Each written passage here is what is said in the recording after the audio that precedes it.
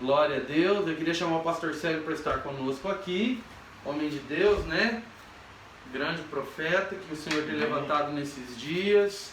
Um homem que o Senhor tem restaurado sonhos, tem levantado a casa dele, tem honrado o ministério, chamado, tem avivado no coração dele o reino de Deus. Querido, isso é algo importante. Amém? Peça para que o Senhor avive no seu coração. A palavra de Deus diz: aviva, Senhor, a tua obra no meio de nós. Amém? É necessário que você seja avivado. É necessário que você tenha esse desejo. Mas pastor, eu não sei orar, eu não sei ler a Bíblia, eu não tenho vontade de nada, eu estou assistindo isso aqui forçado. Obrigado, querido. No começo é difícil.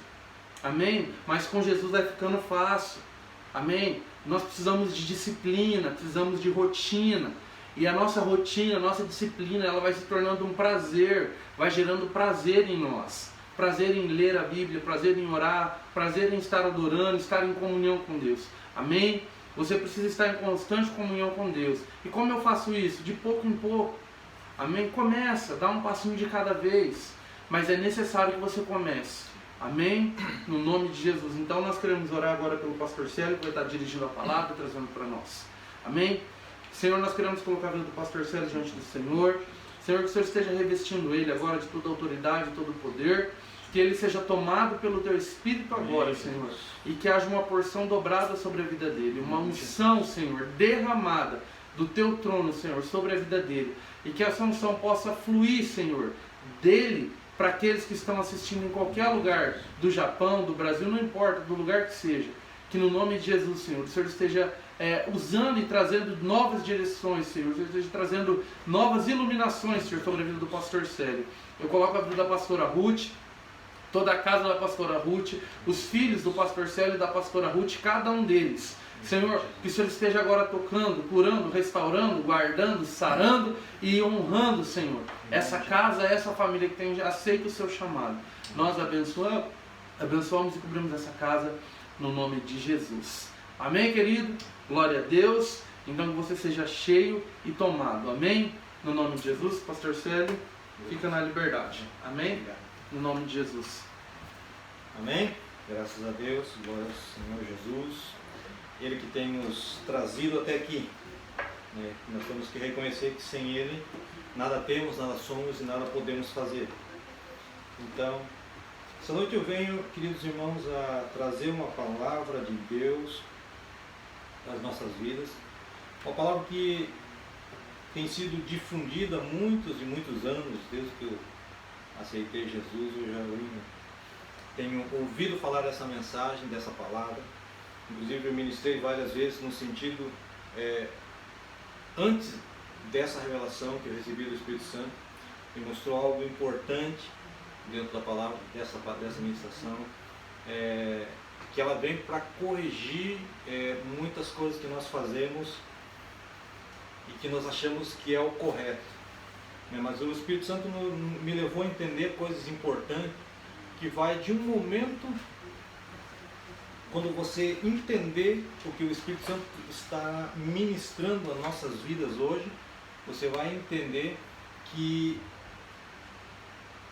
a partir do momento que você entender essa palavra, você vai começar a crescer na tua vida espiritual. Você vai ver as coisas da tua vida em particular diferente, você vai ver as coisas do ministério também diferente, e todas as outras coisas que você fizer a partir de hoje, no teu ministério, na tua vida em particular, no teu ministério, no teu casamento, na tua fábrica, em qualquer lugar onde você estiver, você vai ver que as coisas vão mudar. As palavras de Deus é ministrar ao nosso coração, ao teu coração, cada vez que nós vamos à igreja, cada vez que nós escutamos uma mensagem. O intuito dessa palavra ser ministrada em nossas vidas é para trazer um encontro com a realidade divina. Muitas vezes nós não temos este encontro real com Jesus, que é preciso, é fundamental na nossa vida para que haja uma transformação de pensamento, de atitude, de palavra, diante da sociedade em particular e também diante de Deus. Esse encontro com Jesus, esta revelação que nos traz um encontro verdadeiro com Cristo, tem a finalidade de trazer uma mudança no geral da nossa vida. Muitas vezes as pessoas não entendem por que um cristão, quando ele, antes de se converter, ele se comportava de uma maneira e depois que ele se converte, as coisas que ele fazia ele já não faz mais.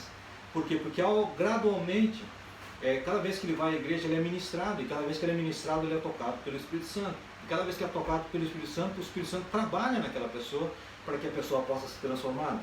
Então por isso que é importante essa mensagem de hoje, para que você venha a aceitar uma realidade divina da natureza de Deus na nossa vida. Temos por tema nessa noite, nós somos o templo de Deus.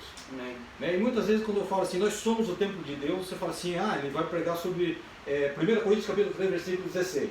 Sim, é esse capítulo.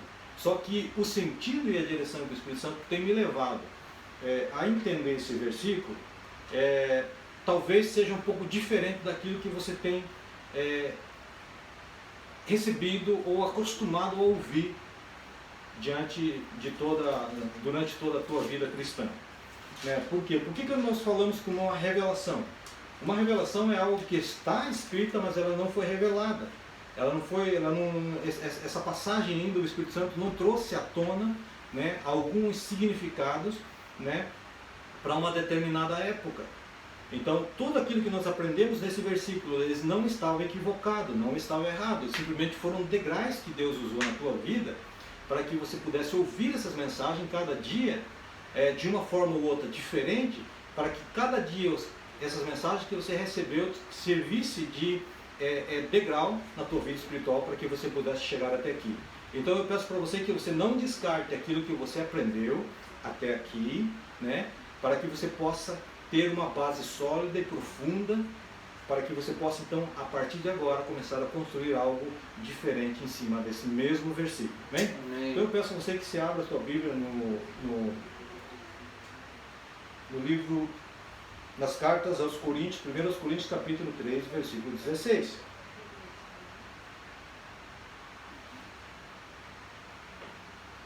Amém? Se você não conseguiu abrir, então você anota no caderninho aí, 1 Coríntios capítulo 3, versículo 16, diz assim: não sabeis vós que sois o templo de Deus e que o Espírito de Deus habita em vós? Uma coisa interessante é que ele fala de templo de Deus. Não sabeis vós que nós somos o templo de Deus. Aí muitas vezes você, quando fala em templo, você é levado, naturalmente, a pensar em Ageu capítulo 2, versículo 9, que fala que a glória do segundo templo, na verdade, seria maior do que a primeira. E uma coisa interessante, nós não somos o segundo templo. Eu ministrei muitas vezes falando que nós éramos o segundo templo. E na realidade, na revelação, você vai entender hoje que nós não somos o segundo templo, nós somos aquele que sucederia o segundo templo. Amém? Uma coisa importante, que eu quero também eliminar da sua mente, do seu coração, é que muitas vezes nós usamos a palavra igreja ou templo de uma maneira equivocada. Queridos, o período em que o Senhor habitou dentro de um templo, dentro de um tabernáculo, dentro de um templo, o primeiro templo de Salomão e depois o templo que foi reconstruído, foi um templo que foi eliminado por Cristo na cruz do Calvário. Hoje ele já não habita mais em um templo, em uma construção, em um edifício. Então, muitas vezes nós falamos assim, vamos para a igreja para sentir a presença de Deus. Amém? Então, você dá uma conotação que você está admitindo que a presença de Deus só manifesta na sua vida quando você está dentro da igreja. E na realidade, você é o templo de Deus, você é a igreja onde Deus habita. Então você tem que estar sentindo a presença de Deus todo o tempo. Você tem que estar ligado no Espírito todo o tempo. Porque o Espírito de Deus, ele habita em você. Cristo morreu na cruz para que o véu fosse rasgado, para que o pecado fosse perdoado, para que você fosse vivificado, para que você se tornasse a habitação do Eterno. Você faz parte, eu quero que você entenda que você faz parte de um projeto que foi projetado no céu, para que todas as coisas que acontecessem na terra você fizesse parte desse projeto divino. Né? Porque se você não fosse parte desse projeto divino, você jamais poderia ter a natureza de Cristo na sua vida. Você jamais poderia ser o templo de Deus e o Espírito Santo de Deus habitar em você. Se o Espírito Santo de Deus habita em você e você é templo do Espírito Santo, significa que você faz parte do projeto divino dentro dessa terra. Então há um projeto, há um trabalho que Deus vai realizar através da tua vida. Então é importante você entender que o Espírito de Deus, ou a presença de Deus, ele não está mais no templo físico, matéria, construção. Ele hoje está habitando em você. Então quando nós falamos vamos à igreja, nós estamos dando uma conotação que a presença de Deus só se manifesta quando eu estou na igreja. Ah, mas pastor, mas quando eu estou na igreja eu sinto a presença de Deus. Sabe por quê, queridos? Porque é o momento que nós podemos dizer uma palavra correta para a igreja, tempo físico, seria congregação. Por quê, queridos? Porque no lugar onde se congregam os santos, a congregação dos santos, né, ali onde todos os que são templo e têm a presença do Espírito Santo, né, na sua vida, quando se reúne, esta energia, esse poder do Espírito Santo, ele se manifesta de uma grandeza muito poderosa. Isso é a igreja física, né? quando se congrega os santos. Né? Por quê? Porque ali dentro da igreja se conecta propósitos. Né? O meu propósito que Deus tem na minha vida se conecta com o propósito da vida do pastor Luiz, e nós vamos, como se diz assim, se complementar para que a obra e o projeto divino se concretize na vida das pessoas. Por isso é importante nós estarmos congregados. É importante nós termos uma igreja, é importante nós termos um lugar onde nós estarmos reunidos no nome do Senhor Jesus Cristo. Mas quando nós não estamos no tempo físico, aquele mesmo poder, aquela mesma autoridade, aquela mesma presença do Espírito Santo, ele deve estar conosco. Ele deve estar sobre a minha vida, em minha vida, né? Na sua vida também. Por quê? Porque somente quando nós estamos diante da presença de Deus, nós estamos andando com a natureza divina e somos conscientes dessa natureza divina, é que nós temos um comportamento diferente, diferenciado diante de Deus. Se nós não temos consciência que o Espírito de Deus habita em mim e que eu faço parte desse projeto divino e que através da minha vida a natureza divina, o poder de Deus, a presença de Deus, tudo aquilo que Deus tem para oferecer para as pessoas que não conhecem ainda Jesus, tem que ser liberado através da minha vida. Se eu tenho consciência dessas coisas na minha vida, em particular, eu vou me policiar, né, eu vou ser transformado pelo Espírito Santo, pela consciência que eu tenho da sua presença na minha vida. Então eu vou me comportar diferente. Isso não é uma coisa que eu vou ser forçado a fazer, vai ser natural, porque eu tenho uma consciência que está trabalhando em mim. Né? Eu tenho uma consciência que o Espírito de Deus está trabalhando em mim. E que em todo lugar que eu for, eu sou representante de um reino. Né? Por isso nós somos templo. Né? Nós somos sempre somente para ter o Espírito Santo. Nós temos o Espírito Santo para demonstrar e testificar, não demonstrar, para testificar diante do inferno, diante do mundo, que nós somos filhos de Deus. E como os filhos, nós temos um comportamento diferente, nós temos um palavreado diferente, nós temos uma ação diferente em relação a todas as coisas que acontecem ao nosso redor. E muitas vezes nós estamos vivendo tempo agora, nesse tempo difícil de coronavírus, não só aqui no Japão, mas também no Brasil e em outros lados do mundo. A gente conversa com outros pastores do Brasil, né, e realmente está muito complicado as reuniões e todas essas coisas. Muitas das igrejas estão fazendo culto como nós estamos fazendo online, né, mas tudo isso tem um propósito de Deus.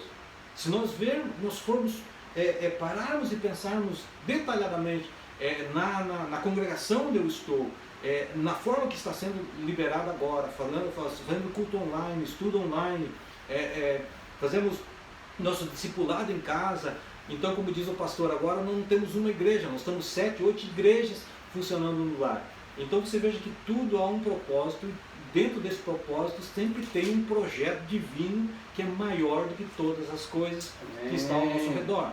Então, querido, não se preocupe com aquilo que está acontecendo no mundo, se preocupe em você estar ligado no trono de Deus e estar consciente daquilo que Deus tem feito e está fazendo nas nossas vidas, né? Porque o que nos leva a crescer diante de Deus é ter o conhecimento da obra divina em nós. Quando nós temos esse conhecimento, esse entendimento na nossa vida, que o Espírito Santo de Deus, ele não está morto em nós, mas ele está procurando um lugar para trabalhar e fazer de nós como ele fez com Jesus. Se nós somos templos de Deus e nós fazemos parte dessa conexão divina, é impossível nós vivermos da mesma maneira que nós estávamos antes de sermos cristãos. O nosso pensamento tem que mudar, a nossa palavra, o nosso palavreado tem que mudar, o nosso comportamento tem que mudar, o nosso olhar tem que mudar. Porque nós já não podemos possuir a mesma mente, a mesma mentalidade que nós tínhamos antes de sermos cristãos. Agora, como cristão, nós temos uma nova mente em nós, que a nossa nova mente é a mente de Cristo. Aleluia. Nós pensamos com a mente de Cristo, nós olhamos com o olhar de Cristo, porque quando nós olhamos com o olhar de Cristo, nós temos um olhar de misericórdia. Em todas as vezes que Jesus passava, em todos os lugares que Jesus passou, Jesus, ele sempre fez o melhor que ele tinha em suas mãos para fazer para aquela pessoa. Se ele passava por um lugar e alguém que tinha um defunto, Jesus ia lá e ressuscitava o defunto. Não há uma passagem dentro da palavra de Deus em que Jesus esteve no velório que o defunto não ressuscitou. E mesmo que o defunto já tivesse sido enterrado, como foi o caso de Lázaro em João 11, você vai ver que Lázaro já estava sepultado, enterrado há 4 dias, mas Jesus chegou na hora certa, no plano de Deus, na vida de Lázaro, e chamou ele para fora e Lázaro ressuscitou. Então, todas as vezes que Jesus trabalha na nossa vida, aparentemente ele tem um atraso. Parece que nós estamos um pouco mais à frente, pedindo a Deus, pedindo aquilo, mas na vez não é o tempo de Deus para nossas vidas. Verdade. Receber aquelas coisas. Então nós nunca temos que pensar uma coisa: Jesus esqueceu de mim, ou Jesus está atrasado com certas coisas. Jesus nunca está atrasado, ele sempre dá aquilo que nós precisamos na hora que é correta, que está dentro do projeto divino para nossas vidas. Então nós precisamos entender que o templo físico, a matéria, não faz parte da presença de Deus. A igreja, a construção, ela só tem a presença de Deus quando há um Filho de Deus ali dentro. Verdade. Porque antigamente Deus, tanto no tabernáculo como nos 2 templos, que foram um templo de Salomão e que foi depois reconstruído, em Ageu capítulo 1 e capítulo 2, Jesus fala, o Pai fala através do profeta para reconstruírem o templo. Para que a glória de Deus pudesse habitar, ele teria que ter um lugar chamado lugar santíssimo, a Arca da Aliança. Querido, a Arca da Aliança somos nós hoje, porque o que estava dentro da Arca da Aliança passou a ser nós, estar em nós. Você veja que, por que nós somos a Arca da Aliança? Por que nós somos o templo de Deus? Por que Deus manifesta através das nossas vidas? Porque nós somos aquele que vai trazer a aliança para uma pessoa que não conhece Jesus. Falamos do amor de Cristo, falamos do sacrifício de Cristo, aquela pessoa aceita Jesus, o que acontece? Acontece que aquela pessoa vai fazer uma aliança com Deus. Então nós somos, através dessa presença do Espírito Santo de Deus em nossa vida, nós somos a Arca da Aliança. Nós somos a Arca da Aliança. Amém. A Arca da Aliança é aquele que traz a presença do Espírito, aquele que governa sobre a nossa vida, o Espírito Santo governa sobre as nossas vidas. Não significa que nós estamos portando a coisa mais importante que existe no universo, a natureza de Deus operando em nós, a presença do Espírito operando em nós. Então nós temos que tirar da nossa cabeça que eu só vou sentir a presença de Deus se eu estiver num templo físico. Ali há uma manifestação maior, que não há uma liberdade em outro lugar. Sim, isso é verdade, mas ele não está somente dentro do templo físico, ele está dentro de todos nós, de todo aquele que aceitou Jesus, reconheceu como Cristo e Salvador, aquele que morreu na cruz. Esse tem o Espírito Santo de Deus. Por isso que está falando aqui em Coríntios, Paulo ensina aos coríntios que nós somos aquele que porta a presença de Deus. A presença de Deus não está em qualquer lugar, ele está no lugar onde foi edificado, purificado pelo sangue do Cordeiro. Não há outro lugar para que Deus possa habitar, se não for no lugar santo. O lugar santo só pode ser santificado pelo sangue de Cristo. E nós fazemos parte desta aliança, nós somos lavados e remidos pelo sangue de Cristo. Então, por isso é que nós temos que ter uma consciência de quem somos e onde estamos em Cristo Jesus. Aleluia. Então nós estamos num lugar de privilégio.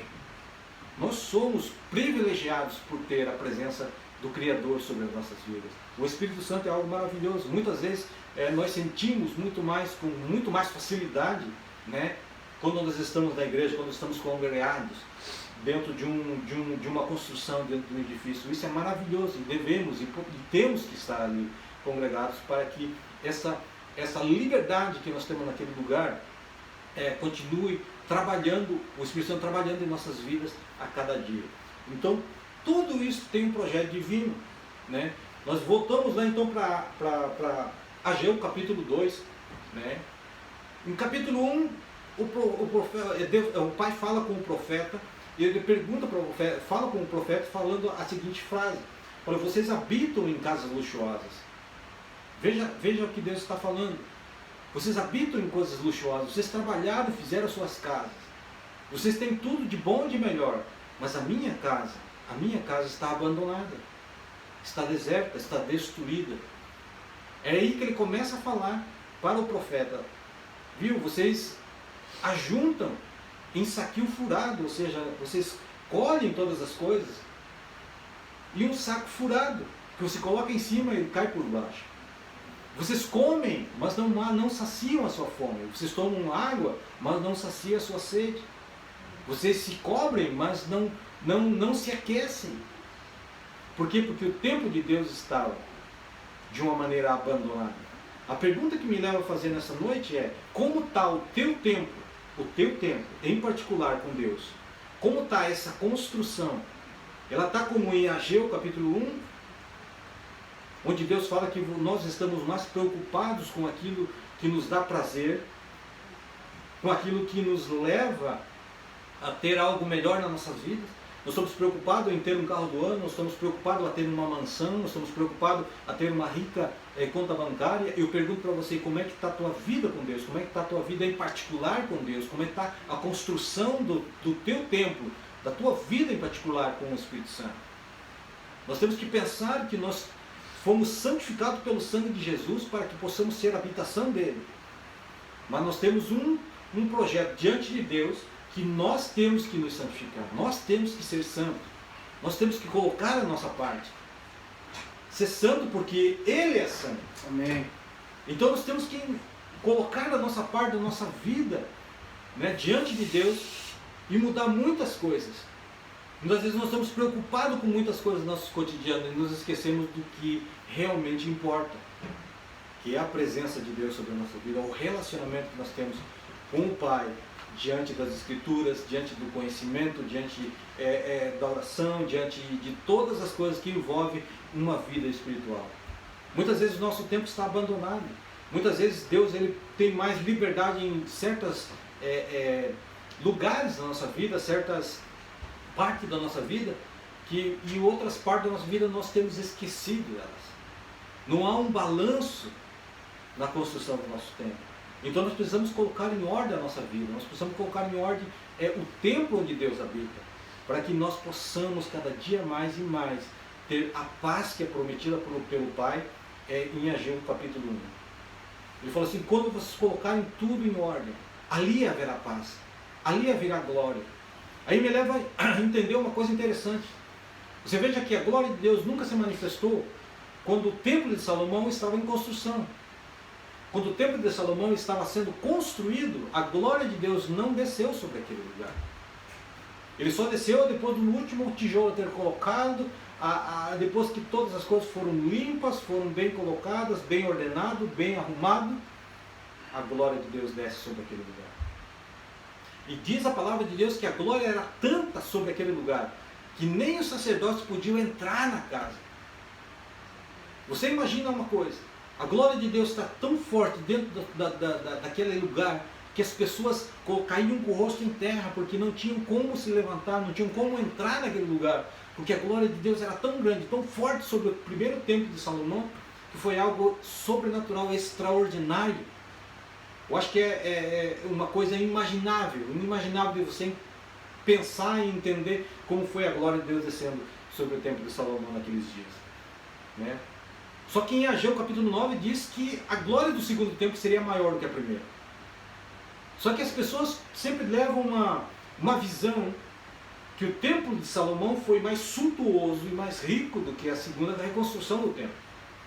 Né? Mas na realidade, naquele momento ali, quando fala de segundo templo, é aqui que eu queria tomar um pouquinho mais de tempo para explicar para vocês. Talvez é uma coisa que vocês não tenham acostumado a ouvir. Ou talvez alguns já tiveram essa mesma ministração ou tiveram acesso a esse tipo de material. Quando fala assim que a glória do segundo templo seria maior do que a primeira, ele não estava falando de templo, construção física. Ele estava falando de ser humano. Né? Aí o Espírito Santo, eu fiquei perguntando ao Espírito Santo qual era a relação do segundo templo com o primeiro.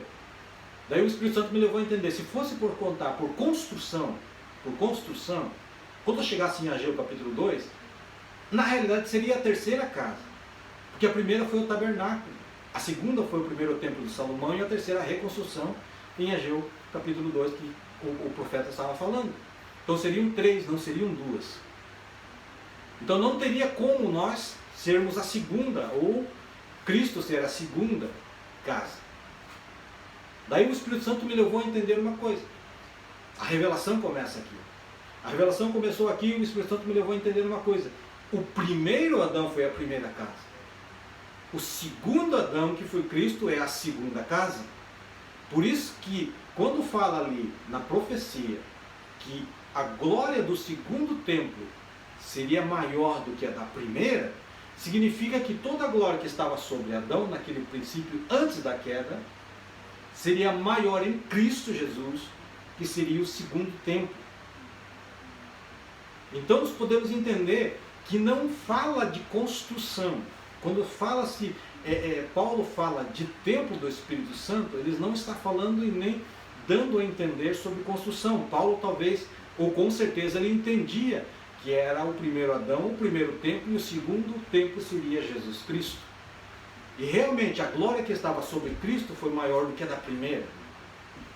Só que se nós levarmos e pensarmos que a glória do segundo templo seria maior do que a da primeira, nós temos que entender uma coisa. Se nós somos o templo de Deus, agora, significa que a glória que estava sobre o segundo templo está sobre as nossas vidas. Porque Jesus, ele devolveu ao cristão aquilo que nós havia perdido quando Adão caiu. Em João 20, 22, quando Jesus ele ressuscita, ele encontra por primeira vez os discípulos, a primeira coisa que ele fez, ele disse, Pai seja convosco, e soprou sobre eles o Espírito. Amém. Porque havia de vivificar. Deus não habita em algo morto. Ele precisava vivificar os discípulos. Paulo em Efésios capítulo 2, ele fala que nós estávamos mortos em nossos delitos e pecados. E nós fomos vivificados juntamente com Cristo. Amém? Aleluia. Para que eu e você pudéssemos ser templo do Espírito Santo hoje, ou um sucessor do segundo templo, eu precisava ser vivificado. Eu precisava ser limpo. Eu precisava ser justificado. Eu precisava ser limpo do meu pecado. O meu pecado tinha que ser pago. Né? O preço. E o preço quem pagou foi Cristo na cruz do Calvário.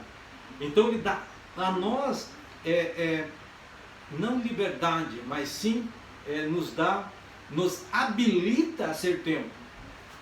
Né? Não por nossos próprios meios, não por nossos próprios esforços, não porque simplesmente eu aceitei Jesus, mas sim, nós fomos habilitados por Deus, através de Jesus Cristo, para ser habitado pelo Espírito Santo, pelo sacrifício de Jesus na cruz do Calvário.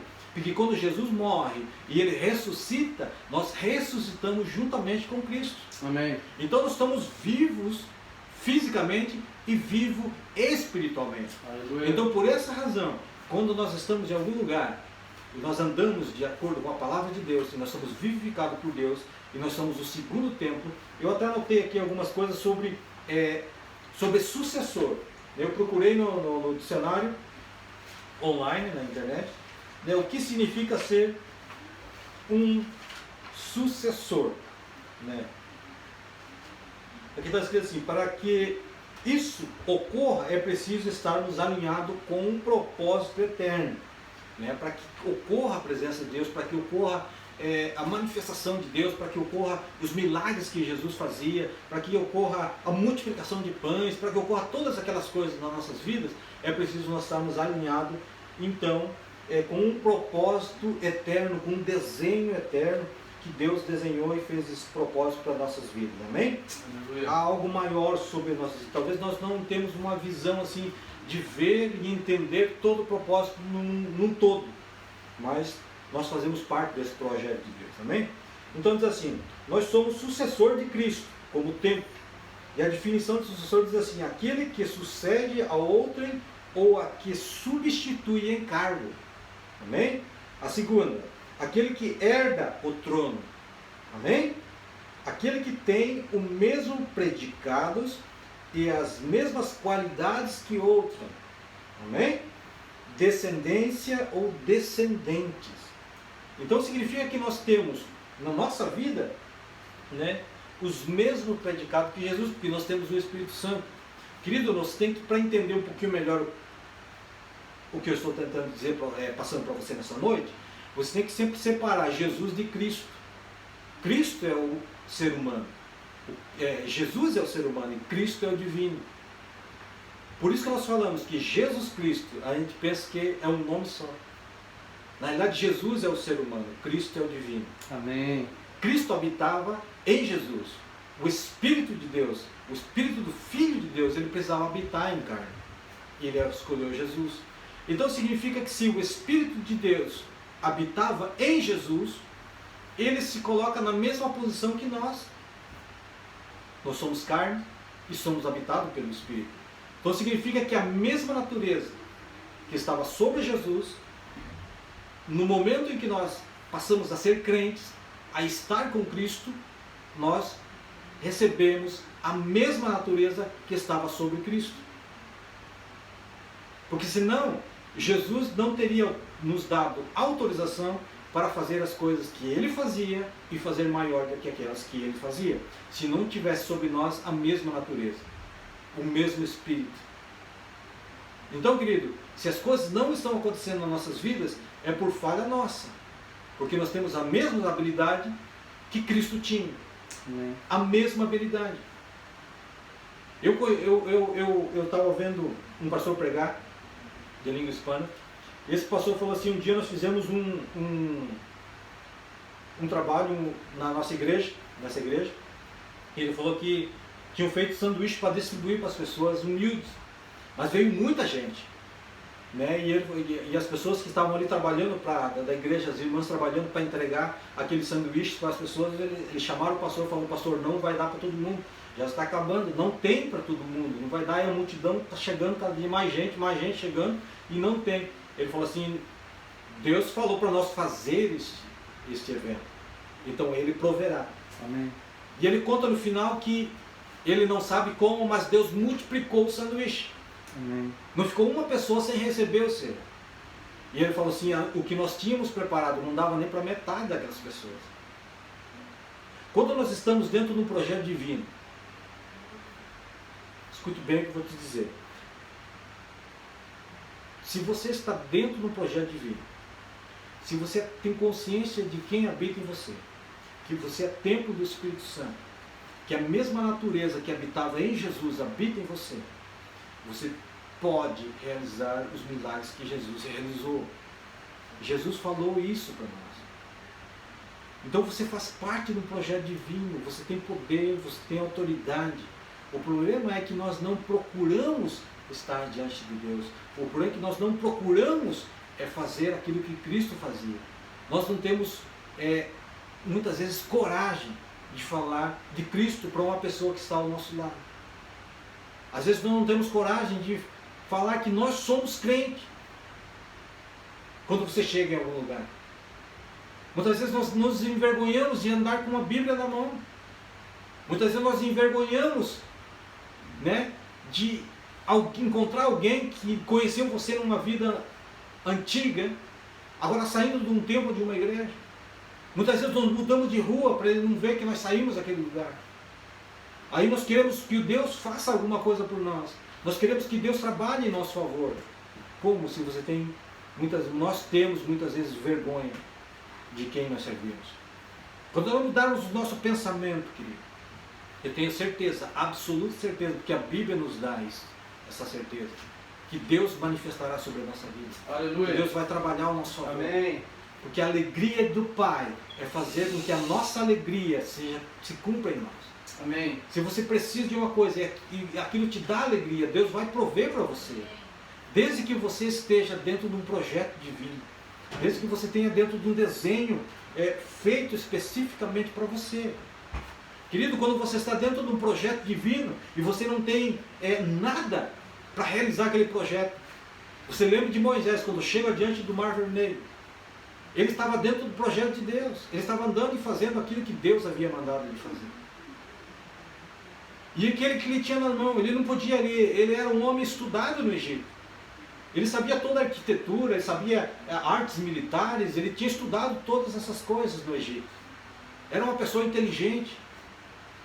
Mas quando ele chega diante do Mar Vermelho, ele só tem apenas uma vara na mão. Somente um cajado na mão. E Deus fala para ele assim, por que você pergunta para mim? Diga ao povo que marche, que ande. E ele toca com aquela vara no Mar Vermelho. E o Mar Vermelho se abre. Então quando nós estamos dentro de um projeto divino, não precisa nós ver o projeto e como Deus vai fazer o projeto. Simplesmente nós temos que ter aquilo que nós temos nas nossas mãos e acreditar que Deus vai fazer o milagre acontecer. Porque todas as coisas acontecem não porque nós queremos e não porque nós buscamos, mas sim porque nós estamos trabalhando dentro de um projeto de Deus. Dentro daquilo que Deus trabalhou, dentro daquilo que Deus fez, dentro daquilo que Deus colocou você para realizar. E quando nós estamos dentro desse projeto, querido, é a mesma coisa que nós olhar para os discípulos quando depois da morte, da ascensão de Jesus aos céus. Pedro e João entrando na porta do templo, olha para o paralítico pede um dinheiro e fala assim, não tenho nada para te dar, não tenho ouro, não tenho prata, mas o que eu tenho eu te dou, levante-te e anda. Ele sabia quem estava dentro dele. Ele sabia quem estava dentro dele. E ele sabia que todas as coisas podiam ser realizadas, mas pelo poder daquele que habitava nele. Porque todas as coisas são feitas através das nossas vidas, não para a glória do ser humano. Não para aqui dizer, eu sei, eu tenho, eu posso. Não, eu só sei, eu tenho, eu posso, porque aquele que está em mim realiza essas coisas. Por isso que a glória de Deus, ele está depositada em um vaso de barro. E esse vaso de barro somos nós. Esse vaso de barro somos nós. Só que nós temos que entender que nós somos um vaso de barro, nós temos uma autoridade, nós temos um poder, nós temos a presença do Pai, do Criador de todas as coisas sobre as nossas vidas. Querido, é tão tremendo você entender que você faz parte de um projeto divino. É tão tremendo você entender que o Criador de todas as coisas escolheu a tua vida e a minha vida para habitar.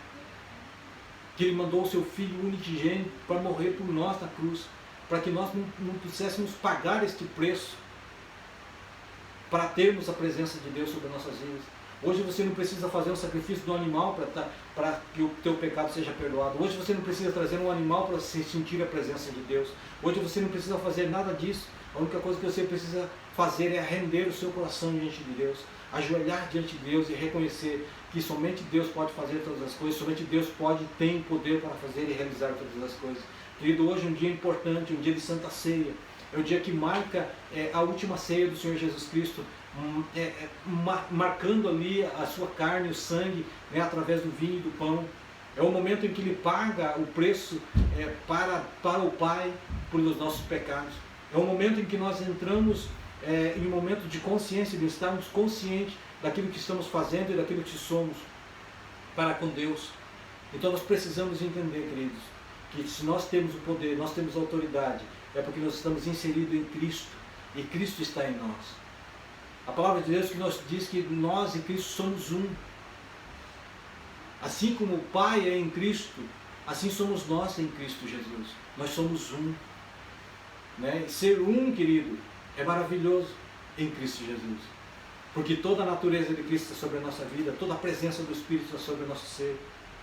Nós precisamos deixar que o Espírito Santo tenha lugar lugar para trabalhar em nosso ser. Nós precisamos deixar que o Espírito Santo flua sobre as nossas vidas. Muitas vezes nós duvidamos quando o Espírito Santo te manda a fazer alguma coisa. Nós queremos ouvir, sentir a presença de Deus. Isso é importante. Nós queremos sentir a presença do Espírito Santo, mas muitas vezes não queremos ouvir o que Ele tem para nos dizer. Porque sentir a presença de Deus é uma coisa, que muitas vezes nós sentimos a presença do Espírito Santo não por aquilo que nós portamos, mas por aquilo que alguém que está ao nosso lado porta. Porque aquela pessoa está fluindo no poder de Deus. E nós sentimos a presença do Espírito. Mas essa presença do Espírito, ela também tem que estar em nós.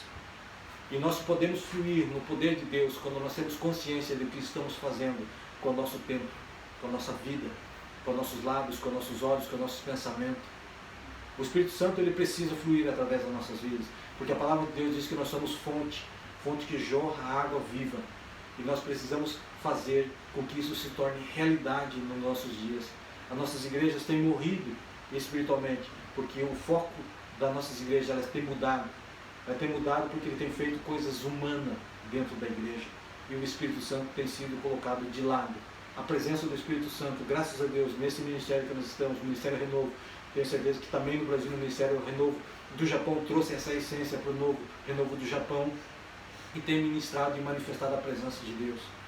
Lutas e batalhas acontecem quando o Espírito Santo de Deus se manifesta aqui. Lugar onde não tem luta, não tem batalha, igreja que não passa por dificuldade, igreja que não passa por lutas, não tem manifestado a glória de Deus. Toda vez que a glória de Deus se manifesta, o inimigo sempre se levanta. Mas ele sempre se levanta porque ele sabe que ele vai cair. Por quê? Porque a presença do Todo-Poderoso está sobre nossas vidas. E Deus nos dá uma promessa que os anjos do Senhor estão ao nosso redor. Então jamais, se nós estivermos diante de Deus, jamais se nós estivermos diante da presença de Deus, fazemos parte desse projeto divino, jamais Ele poderá tocar em nossas vidas. Se você é templo de Deus, se você é vaso escolhido, se você é vaso que transmite a palavra de Deus, que você é vaso que transmite, transborda o poder do Espírito Santo, jamais vai poder ser tocado, porque nós somos guardados pelos anjos do Senhor que estão ao nosso redor. Faça você desta noite um ponto final na tua vida que você tem levado até hoje, e comece a reescrever a tua história, uma história de poder, uma história de autoridade, uma história em que você olha para trás e você vai ver assim, realmente o Espírito Santo de Deus hoje opera através da minha vida. Querido, isso não é privilégio de pastores, isso não é privilégio de apóstolos, isso não é privilégio de pessoas que têm carteiras de doutorados e PhD ou qualquer coisa dentro da igreja. Querido, isso é direito de todo ser que se chama cristão, de toda pessoa, de todo ser humano que aceitou Jesus, que tem o Espírito Santo de Deus, tem essa autoridade sobre a sua vida. Querido, é só você começar a buscar diante de Deus essa autoridade. Você vai ser transformado, você vai transformar a tua vida, você vai transformar a tua família, você vai transformar os teus amigos, o lugar onde você está, você vai governar isso no mundo espiritual. Por mais que você não seja o chefe dentro da tua fábrica, mas através da tua vida, Deus vai abençoar aquele lugar para que você seja abençoado. Amém. Quando nós estamos, eu sempre falo para as igrejas, para os irmãos aqui da igreja, veja quando você é um filho abençoado. Sabe como é que você pode ver isso fisicamente? É quando você chega em um restaurante e não tem ninguém. Você chega com a tua família, você senta naquele lugar e de repente você começa a ver que aquilo começa a encher de pessoas. Isso significa que quando você está em algum lugar, você é bênção para aquele lugar. Não importa se o dono do lugar é crente ou não, não importa. Importa que você está ali e que a presença de Deus está ali através da tua vida. E quando você está ali, você é a autoridade máxima. Sabe por quê? Porque o Todo-Poderoso está habitando em sua vida. E você é o que porta esse Todo-Poderoso. E você abençoa aquele lugar. Amém? E quando você está trabalhando em algum lugar, em uma fábrica, Deus abençoa aquela fábrica, para que aquela fábrica abençoe a tua vida. Então, queridos, tome a partir de agora, faça da tua vida uma nova história. Faça a partir de hoje da tua vida uma vida de poder e de autoridade. Faça da tua vida uma vida cheia do poder e da presença do Espírito Santo. Cristo morreu na cruz, não foi para te dar apenas a vida eterna. Cristo morreu na cruz para que você fosse participante do poder e do propósito eterno aqui na terra. Amém? Deus abençoe a sua vida, né? O pastor vai estar dando continuidade, fazendo a Santa Ceia, né? Que você possa refletir sobre essa palavra, que você possa ser alimentado, transformado, tocado, né? Pelo poder do Espírito Santo. Amém? Deus abençoe a sua vida. Amém, pastor? Amém? Não dá vontade de parar, né? Eu estou aqui só escutando, né? Porque eu por mim deixava aqui. Amém? Deus abençoe o pastor, no nome de Jesus. Amém? Palavra poderosa. Você esteja recebendo. Amém? No nome de Jesus. Obrigado. Amém? Deus abençoe. Querido, como eu disse, né? Não dá vontade de parar. Como é que faz, né? Palavra poderosa, palavra com peso, né? A gente